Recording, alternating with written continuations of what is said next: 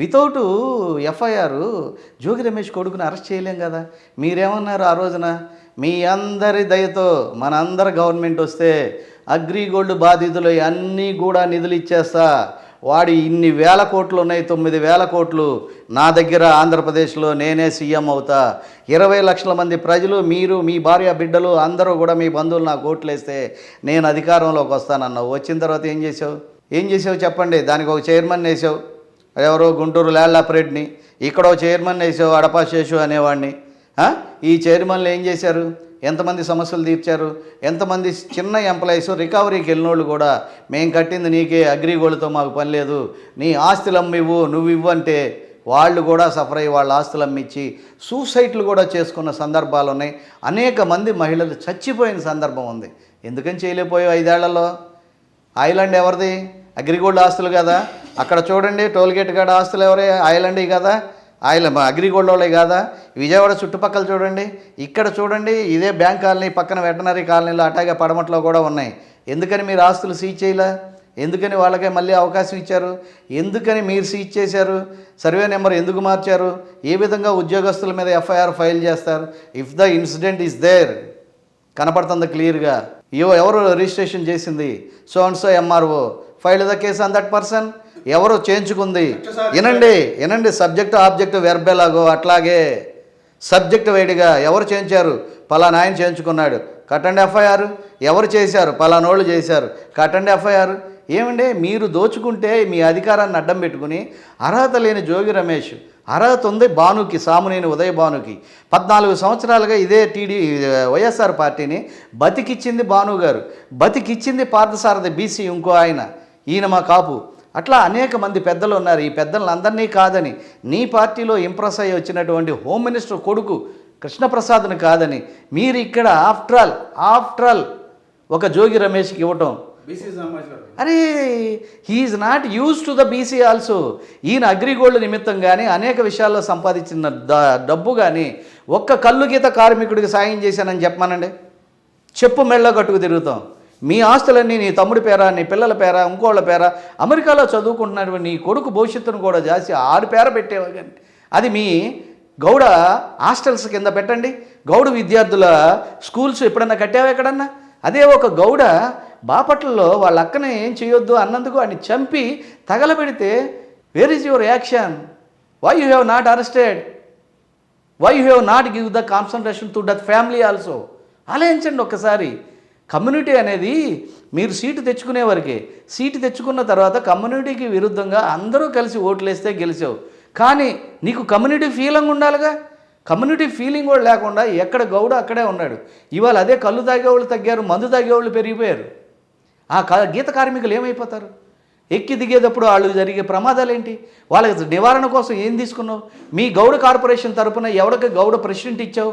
వాడి ద్వారా మీ కార్పొరేషన్ తరపున ఎంతమంది గౌడు సభ్యులకి లక్షల లోన్లు ఇచ్చావు? స్మాల్ స్కేల్ ఇండస్ట్రీస్ ఎందుకు ఇవ్వాలా? ఎందుకు నువ్వు చేయలేకపోయావు? నువ్వే బాగుపడ్డావే. కులం కమిటీ, కులం కార్డు ఉపయోగించి నీ కులాన్ని ఎందుకు పైకి తీసుకురాలా? వెన్నుముకని కూడా చెప్పాడు, మీరు మర్చిపోయారు. బీసీలు మా వెన్నుముక అన్నారు. బీసీలు మా వెన్నుముక అన్నారు. వాళ్ళ వెన్ను విరిచిందే జగన్మోహన్ రెడ్డి. ఇప్పుడు ఎక్కడ ఉందండి కుమ్మర వృత్తి? వాళ్ళు ఏమైపోయారండి? మట్టి కుండలో ఎవరు యూజ్ చేస్తున్నారండి? బీసీలు అందరి గురించి నేను చెప్పాలంటే కుదరదు. Very good question. 129 కులాలు ఉంటే ఆ కులాలను నువ్వు ఇష్టం వచ్చినట్టు నువ్వు విభజించేసి ఏకీకృతం చేసి ఇవాళ 65 కార్పొరేషన్లు పెట్టి 55 కార్పొరేషన్లకి ఊరికే ప్రెసిడెంట్లు వేసి నామినేటెడ్ పోస్టులు 10 మందిని వేసి డైరెక్టర్లుగా వాళ్ళకి జీతాలు కూడా లేవు. ఇప్పటి వరకు రిలీజ్ చేయమనండి ఒక్కొక్క కులానికి సంబంధించిన corporation. For example Kapu corporation Adapa Seshu ఆయన సంపాదించుకున్నాడు 100 కోట్ల వరకు అంట ప్రజలందరూ అనుకుంటున్నారు. అయ్యా, ఆయన ఎవరికి ఇచ్చారు? ఆయనకి అత్యంత సన్నిహితులైనటువంటి వాళ్ళకు కూడా ₹1,00,000 సాయం కూడా చేయలేని పరిస్థితి. అదే రామాంజనేయులు ఉన్నప్పుడు చూడండి, కాపు కార్పొరేషన్ తరపున లోన్లు ఇచ్చాడు, గ్యాదర్లు ఇచ్చాడు, ట్రాక్టర్లు ఇచ్చాడు, జేసీబీలు ఇచ్చాడు, ఇన్నోవా కార్లు ఇచ్చాడు. నువ్వేమిచ్చావు? వినండి వినండి వినండి, నేను చెప్తాను కదండి, ఈడ అభివృద్ధి ఏంటో ఇదేంటో అన్నీ చెప్తాను నేను. వాస్తవంగా కార్పొరేషన్ గురించి మాట్లాడుతున్నాం కదా, విదేశీ విద్యా విధానం అని చెప్పి ఆ రోజున గౌరవనీయులైన చంద్రబాబు గారు విదేశాలకు వెళ్ళినటువంటి వేల మంది విద్యార్థులకి 10 లక్షలు ఇస్తే అందులో పెండింగ్ 4-5 లక్షలు ఉంటే ఆ డబ్బులు కూడా మీ గవర్నమెంట్ వచ్చిన తర్వాత ప్రోటోకాల్ ప్రకారం ఆ గవర్నమెంట్ అమలు చేసింది. ఫర్ ఎగ్జాంపుల్ మీ నాన్నగారు పెట్టిన 104, 108 అట్లాగే ఆరోగ్యశ్రీ ఎలా అమలు చేస్తున్నారో అట్లా అమలు చేయవలసిన బాధ్యత ఇదే విదేశీ విద్యా విధానంలో మీకు లేదండి? వాళ్ళకి ఎందుకని ఇవ్వలేదండి? ఇదే విద్యార్థులు విదేశాలకు వెళ్ళి అక్కడ ఆగిపోయి ఏది మన సౌదీ కంట్రీస్కి వెళ్ళి ఒక పని అని ఇంకో పని చేసుకున్నటువంటి కూలీల్లాగా అక్కడ షాపుల్లో షాపింగ్ కాంప్లెక్స్ల్లో పనిచేసుకుంటూ సర్టిఫికెట్లు అక్కడ ఉండిపోయి 4 లక్షలు కట్టలేక ఇప్పుడు కూడా నరకం అనిపిస్తున్నటువంటి ఎంతమందిని చూపించమంటారు చెప్పండి, నేను చూపిస్తాను మీకు. కోర్టుకు వెళ్ళి కోర్టు కూడా ఆర్డర్ ఇచ్చింది, వాళ్ళకి ఇవ్వాల్సిన 4 lakhs బ్యాలెన్స్ గవర్నమెంట్ ఇవ్వాలి. అది ఏ గవర్నమెంట్ అనేది కాదు, వాళ్ళ సర్టిఫికెట్లు అక్కడ ఉన్నాయి, వాళ్ళకి ముందు ఇమీడియట్లీ పే చేయండి అన్నా కానీ పే చేయని సందర్భాలు. మొదటి నుంచి కూడా పవన్ కళ్యాణ్ గారిని సీఎం చేయాలని ఒక కోరిక, బలమైన కోరిక ఉండేది. ఎన్డీఏ కూటమి ఈ రోజున బ్రహ్మాండ మెజార్టీ వచ్చింది. ఎందుకు ఈ రోజున పవన్ కళ్యాణ్ గారు డిప్యూటీ సీఎం గా ఉన్నారు, అందరూ హ్యాపీగా ఉన్నారు. సీఎం అని చెప్పి అందరూ కోరుకున్నారు. పవన్ కళ్యాణ్ గారిని ముఖ్యమంత్రిగా చూడాలనేది బలమైన కోరిక. ఈరోజు డిప్యూటీ సీఎం స్థాయిలో ఉన్నారు. మేము హైదరాబాద్ వెళ్ళాలని బస్సు ఎక్కామండి. కోదాడ వరకే చాలా దగ్గర డబ్బులు ఉన్నాయి, ఏం చేస్తాం, కోదాడ వరకే బాబు అక్కడ దిగే అన్నాడు. అక్కడ దిగేద్దాం అనే ఉద్దేశంతోనే ఎక్కాం బస్సు. ఎక్కిన వాళ్ళని బస్సు ఎక్కారు, మన బస్సు ఎక్కారని చెప్పి మనం అసలు ఇంతమంది ఇంత స్ట్రెంగ్త్గా మన గెలిపించారని చెప్పి ఈ ఓనర్లు అందరూ ఈ హనుమంతుని సైన్యం అంతా కూడా ఆ రోజు రాముల వారికి ఆ లంకలో ఉన్నటువంటి సీత దగ్గరికి వెళ్ళి నీ సీత బతికే ఉందని అంగుళికం తీసుకొచ్చి ఆంజనేయుడు ఏ విధంగా ఇచ్చాడో సీఎం పదవిని తీసుకొచ్చి వాళ్ళ చంద్రబాబుకి ఇచ్చిన చరిత్ర పవన్ కళ్యాణ్ జన సైనికులదని చెప్పడంలో ఎలాంటి ఇది లేదు. మన స్తోమత, మన ఆర్థిక పరిస్థితి, అక్కడ 8 మందిని నిలబెట్టి దెబ్బతిన్నాం, ఇది కాదు పద్ధతి, కొన్ని మార్చాలి అని చెప్పి 5 అంచెల వ్యూహం తీసుకుని దివితాలుగాలో 1977లో వచ్చిన ఉప్పెన లాంటి వారాహి యాత్రని పురస్కరించుకుని ఈ వారాహి యాత్రతో బయలుదేరాడు తూర్పు నుంచే. ఆ బయలుదేరిన విధానం కానీ ఆ వారాహి తల్లి ఈయన మీద ఉన్న కరుణ కానీ అతను అనుకున్నటువంటి చంద్రబాబు అనేవాడిని సీఎం చేయాలి, అతని ద్వారా రాష్ట్రాభివృద్ధి చేయాలి, ఆ రాష్ట్రాభివృద్ధి చేసే విధానంలో నేను కూడా భాగస్వామిని కావాలనుకున్నాడే కానీ నేను సీఎం అవుదామని అతను అనుకోలే. ఇట్లాగే చేసుకుంటూ పోతుంటే జగన్ గారు ఇవాళ ఫెయిల్ అయ్యారు, చంద్రబాబు గారు చేసుకుంటూ వస్తున్నారు. చేసే అవకాశాన్ని పవన్ కళ్యాణ్ గారికి కల్పించారు. అంతకుముందు ఉప ముఖ్యమంత్రులుగా 5 ఉన్నారు, ఒక కాపు, ఒక ఎస్సీ, ఒక బీసీ, ఇంకోళ్ళు. ఏ ఒక్కళ్ళకన్నా ఈ ప్రిఫరెన్స్ ఉందా ఈ రాష్ట్రంలో? ఒక ఉప ముఖ్యమంత్రికి ఇంత గౌరవ మర్యాదలు ఉన్న చరిత్ర ఎప్పుడన్నా ఉందా? విశ్వాసం చంద్రబాబు గారు జైలుకి వెళ్ళిన తర్వాత చంద్రబాబు గారి ప్రవర్తనలో చాలా మార్పు వచ్చిందండి. ఏంటంటావేమో, తనామనా తెలుసుకున్నాడు, రూపాయి విలువ తెలుసుకున్నాడు, టైం విలువ తెలుసుకున్నాడు, ఫుడ్ విలువ తెలుసుకున్నాడు. నేను లేనప్పుడు నా పార్టీ మెయింటైన్ చేసింది ఎవరు నా కోసం వచ్చిందో తెలుసుకున్నాడు. వాళ్ళని వదులుకోకుండా వాళ్ళందరినీ నేను కాపాడుకోవాలి అని చెప్పి తెలుసుకున్నాడు. అర్ధరేత్రి ప్రాణాలకి తెగించి ఇంతమంది పారిశ్రామికవేత్తలు నా కమ్మోరు ఉన్నారు, నా పార్టీలో ఉన్నారు, నా పార్టీకి వదిలేసి పారిపోయారు. ఎక్కడ ఆస్తులు జప్తు చేపిస్తాడో, ఈడీని పంపిస్తాడో, కేసులు పెడతాడోనని భయముతో పారిపోయారు. పారిపోకుండా ఉంది అమరావతి రైతులు ఒకటి, పారిపోకోకుండా అన్నిటికీ తెగించి వచ్చి నీ కోసం నడి రోడ్డు మీద పడుకుంది పవన్ కళ్యాణ్ గారు. అలాంటి పవన్ కళ్యాణ్కి మనం మేలు చేయకపోతే పబ్లిక్ అనాలిసిస్ చెప్తున్నానండి నేను, ఇవాళ మనకు బతుకుండదు. మనం ఎన్ని పథకాలు పెట్టినా ఎన్ని చేసినా రేపొద్దున మరలా పవన్ కళ్యాణ్ లేకోకుండా నేను ఒంటరిగా వెళ్తే రేపొద్దున ఇదే ప్రజలు నన్ను చేదరిస్తారు. సిపిఎంని మింగేశాడు, సిపిఐని మింగేశాడు, బీజేపీని మింగేశాడు, ఆల్రెడీ వేరే పార్టీలను కూడా మింగేశాడు. ఇవాళ పవన్ కళ్యాణ్ కూడా 2014లో ఒకసారి మింగాడు, కానీ గొంతు దాకా వచ్చి మళ్ళీ బయటకు వచ్చాడు, పుంజుకున్నాడు. ఎవరో మింగలేని విధిగా బలమైన ఒక శక్తిగా నిజాయితీ పరుడుగా నిలబడ్డాడు. ఇవాళ ఎక్కడ కడప, నిన్న చూడండి, ఎక్కడ ఇచ్చాపురం, ఎక్కడ శ్రీకాకుళం, ఎక్కడ పాలకొల్లు, ఎక్కడికి వెళ్ళినా పవన్ ప్రతి ఇంట్లోకి వెళ్ళిపోయాడు పవన్ కళ్యాణ్. అలాంటి పవన్ కళ్యాణ్ని మీరు ఏం ఆపగలరు? చూడండి జనవాణి కార్యక్రమాల ద్వారా ప్రజల్లోకి ఎలా వెళ్ళిపోయాడు. ఆయనకి ఏమన్నా ఆశ ఉందా? ఆయనకేమన్నా ఒక పుచ్చలపల్లి సుందరయ్యలాగా ఆయన చెప్తాడే పద్దాగా ఒక చెగువీరాలాగా నిస్వార్థంగా. సీఎం అవ్వాలని ప్రతి ఒక్కరు ఒక కోరిక ఉంటుంది కదా, కోరిక ఉన్నా కానండి, కోరిక తీరటానికి కుదరాలి. రాష్ట్రానికి ఒక సీఎం కావాలనే కోరిక ఉంటుంది. అది భవిష్యత్తులో అవుద్దేమోనండి, భవిష్యత్తులో అవుద్దేమో. అతను కోరుకుంటే నేనే ఇస్తా, 1 సంవత్సరం 2 సంవత్సరాలు అయినా. స్వయంగా చంద్రబాబు గారు చెప్పారు, ఆయనలో మార్పు కనపడుతుంది. ఇన్ని బాధలు పడి ఇంత ఇదయ్యి 57 రోజులు జైల్లో ఉండి చంద్రబాబు గారు కూడా ఆపదలో ఆదుకున్నటువంటి, ఆపదలో ఆకలితో ఉన్నవాడికి ఆక్సిజన్ పెట్టి అన్నం పెట్టి లేపి వాళ్ళ రాష్ట్ర పగ్గాలు ఇచ్చినటువంటి వాళ్ళకి అన్యాయం చేస్తే భగవంతుడు ఉన్నాడు, భగవంతుడు చూస్తాడు. అయితే ఇవాళ పవన్ కళ్యాణ్ సెక్యూరిటీగా కూడా చాలా ప్రాబ్లం ఉందండి. పవన్ అనేవాడు ఉంటే నేను సీఎం కాలేనని జగన్ టార్గెట్ పెట్టేసుకున్నాడు. పవన్ అనేవాడు 2029లో మరలా ఇప్పుడు ఎలా చేశాడు అలా నాకు సపోర్ట్ చేయకపోతే నాకు భవిష్యత్తు ఉండదు, నా బిడ్డ మళ్ళీ సీఎం కాలేడని చంద్రబాబు పెట్టేసుకున్నారు.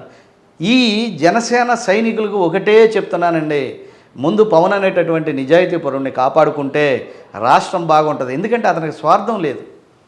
పుచ్చలపల్లి సుందరరాయ గారు లాగా ఆస్తులన్నీ ప్రజలకు దారబోసినాడు. ఒక మేఘాలయ ముఖ్యమంత్రి సర్కార్ లాగా 12,000 జీతం తీసుకుని ఆయన పనిచేస్తున్నాడు, చేశాడు. 4 పర్యాయాలు ముఖ్యమంత్రిగా ఉండి కూడా రూపాయి ఆశించాల. ఇవాళ అలాగే పవన్ కళ్యాణ్ ఏమైపోతాడు, ఆ సినిమాలు కూడా వద్దంటున్నాడు.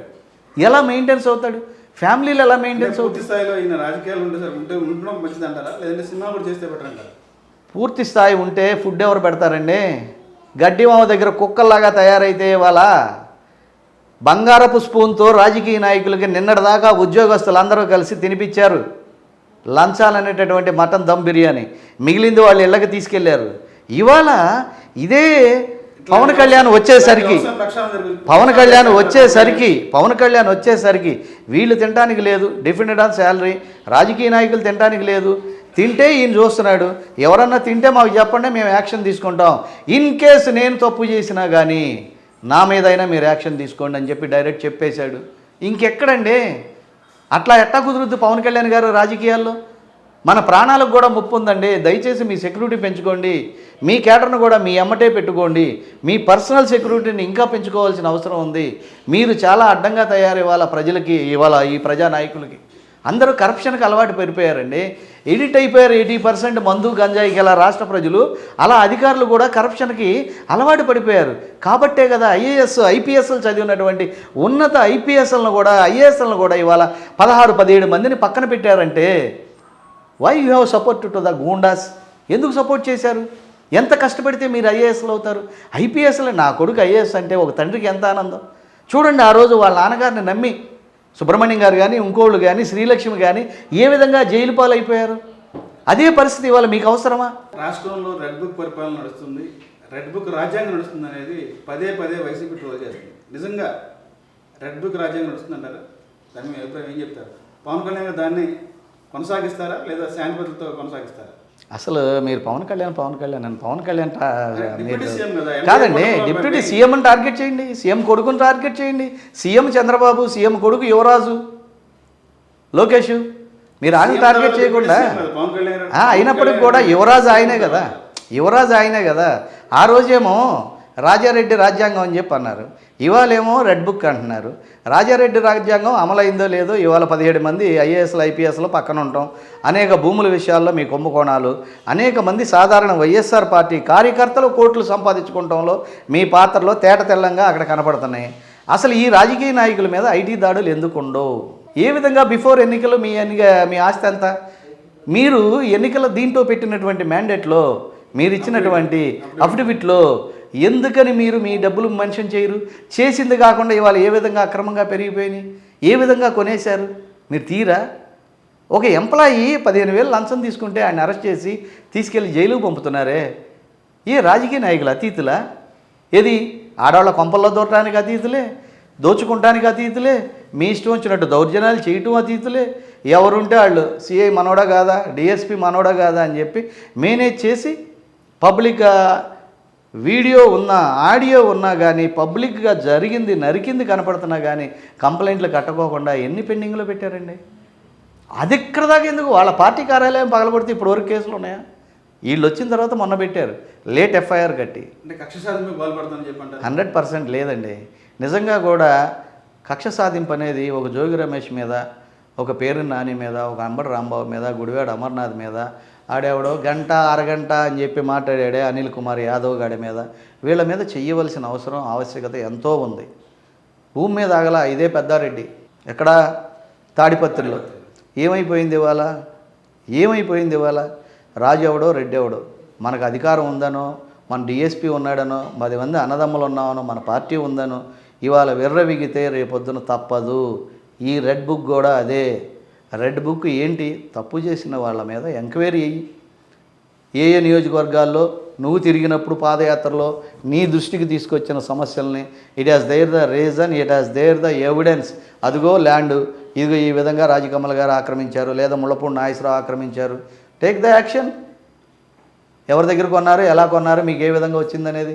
అసలు మీరు ఇప్పుడు ప్రతి జిల్లాలో కూడా రెడ్ బుక్, గ్రీన్ బుక్ లేదా మన రాజారెడ్డి రాజ్యాంగం కాదు, ఇక్కడ అనేకమైన అన్యాయాలు జరిగినాయి ప్రతి జిల్లాలో.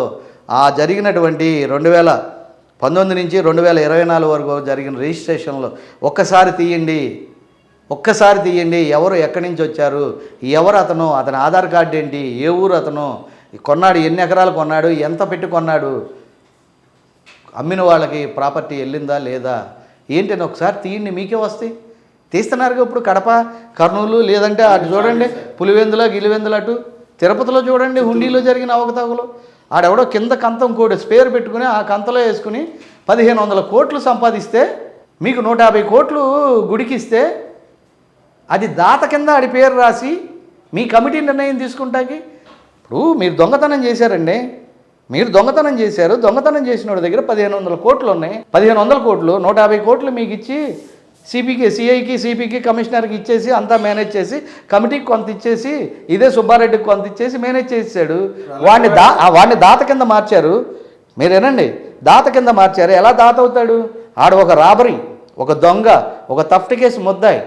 ఏ విధంగా ఆడు దాత అవుతాడు? వెంకటేశ్వర స్వామి సొమ్ము దెబ్బి వెంకటేశ్వర స్వామికే నువ్వు దాతవా? నువ్వెంత, నీ బతుకెంత? ఒక చిన్న ఎంప్లాయీ అదే గుళ్ళో. ఇలాంటి చట్టాలు ఎట్ట తీసుకొచ్చారు? ఎలా జీవో తీసుకొచ్చారు మీరు? ఇలాంటి చట్టాలన్నింటినీ ఆ రోజు సచివాలయం మన అసెంబ్లీలో ఫర్నిచర్ అంతా తీసుకెళ్ళిపోయాడు కోడెల శివప్రసాద్ అని చెప్పి, వెళ్తే మళ్ళీ తిరిగి ఇచ్చేసాడు. అయినా అతను దొంగ అని చెప్పి అతను నేరం కట్టారా లేదా? అతను సూసైడ్ చేసుకునే వరకు కూడా మీరు అతన్ని బతకనిచ్చారండి.